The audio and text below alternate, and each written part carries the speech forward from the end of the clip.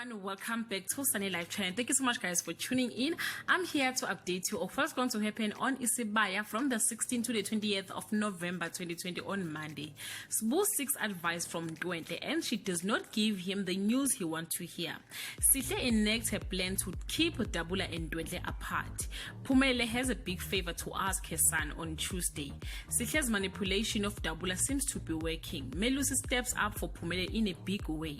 Ndwendle finally confronts Sihle and Dabula, but unknown to her, danger is hot on her trail on Wednesday.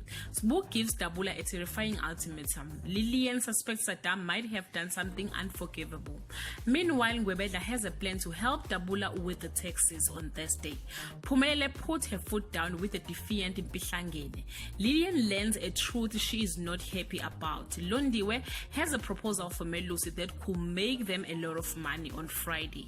Sbu finds a juggling far harder than he thought. Nolwandle is enticed by Fezile's wealth. Mpihlangene gets robbed into Melusi's new business venture. Guys, this is all I have for today. You can leave your comment below and share your thoughts. Till we meet again, I love you so much guys. Bye.